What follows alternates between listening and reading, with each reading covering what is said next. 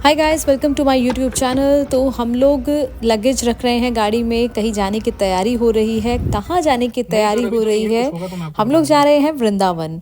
बहुत ही ठीक है सर। ख़ास ये ट्रिप रहने वाला है। आप ड्राइविंग सीट पर देख रहे हैं मेरे हस्बैंड नीरज को।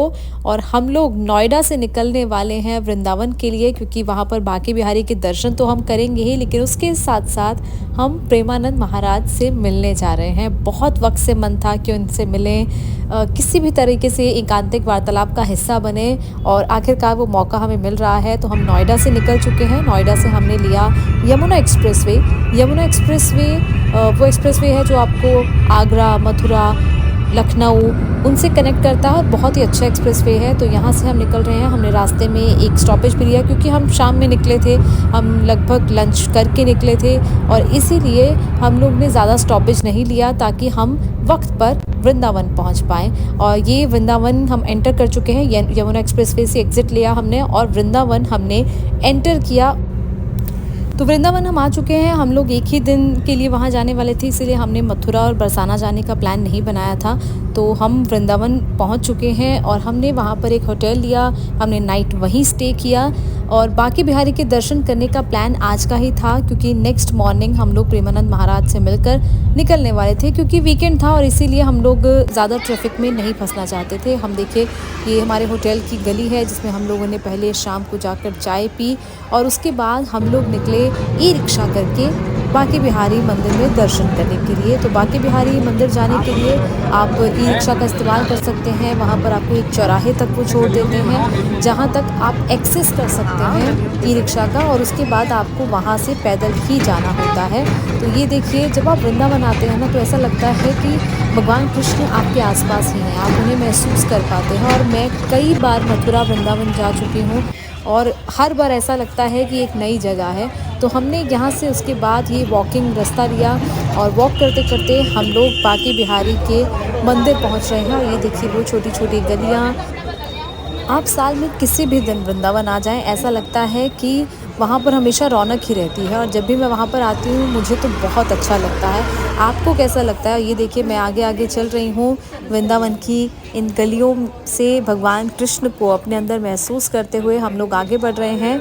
जहाँ पर भी आप देखेंगे, आपको भगवान कृष्ण से जुड़ी हुई ये पोशाकें, और इसके साथ साथ देखिए साधु संत आपको दिख जाएंगे इन गलियों में।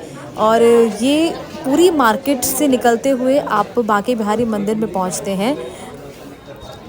मथुरा, वृंदावन, बरसाना, ये ऐसी जगह है जहाँ पर आप 2 दिन के लिए भी, अगर आपका पास वक्त है, यानी कि वीकेंड है, तो आप वहाँ पर जा सकते हो। ज़्यादातर दिल्ली, हरियाणा से लोग बहुत ज़्यादा मथुरा, वृंदावन आते हैं, ख़ासतौर पर वीकेंड पर। वीकेंड पे बहुत ज़्यादा भीड़ भी हो जाती है। हालांकि हम लोग फ्राइडे नाइट में गए थे, हमने एक्सपेक्ट नहीं किया था कि भीड़ ज़्यादा होगी, हालांकि कम ही भीड़ थी। और ये हमने लिया प्रसाद बांके बिहारी मंदिर में। मथुरा के जो पेड़े फेमस होते हैं, उनका प्रसाद हमने चढ़ाया। और ये देखिए, हर कोई भक्ति में सराबोर आपको वहाँ पर नज़र आएगा। हर कोई राधे राधे, जय श्री कृष्ण हर किसी की ज़बान पर होगा। और फिर हम आ गए मंदिर के अंदर।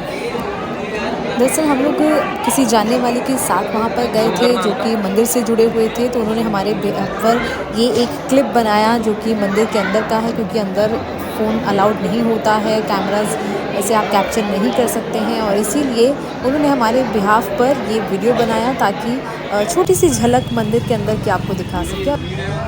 और पूजा हो गई, अब पेट पूजा भी ज़रूरी है। अब पेट पूजा के लिए हमने वहाँ पर खाई गर्मा गर्म टिक्की, और टिक्की के साथ साथ वहाँ पर दही भल्ले, कचौरी, ढोकला, ये सब कुछ था। फिर हमने डिनर भी कर लिया, क्योंकि हम जल्दी सोना चाहते थे, क्योंकि अर्ली मॉर्निंग हमें प्रेमानंद महाराज के आश्रम में जाना था। और ये देखिए, रास्ते में एक और मंदिर था, जहाँ पर हमने भगवान के दर्शन किए। और ये नेक्स्ट मॉर्निंग का ये क्लिप है, जब हम लगभग सुबह 3:30 बजे राधा केली कुंज की तरफ निकले। राधा केली कुंज ही वो आश्रम है प्रेमानंद महाराज जहाँ पर मिलते हैं।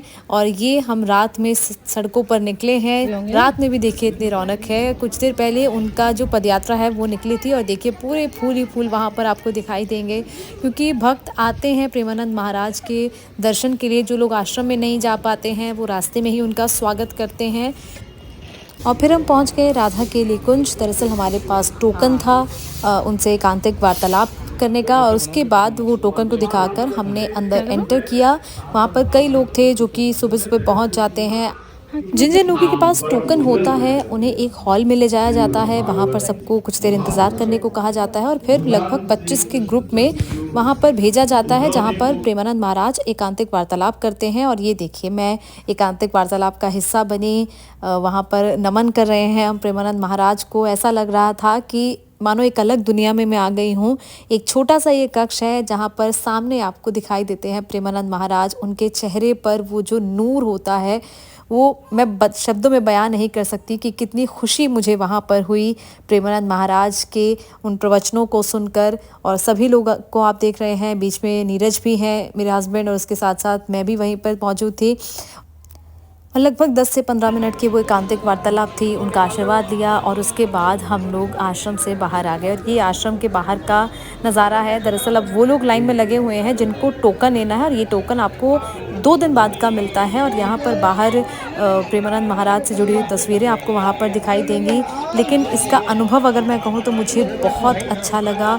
हमें ऐसा लगा कि हम किसी और दुनिया में आ गए हैं, और इतनी अच्छी-अच्छी बातें उनकी तरफ से कही गई। और इसके साथ-साथ आपने उनको यूट्यूब पे तो मैंने अभी तक आज तक देखा था, उनके वीडियोज़ देखी थी, लेकिन आज सामने देखकर ऐसा लगा कि मानो सब कुछ मिल गया।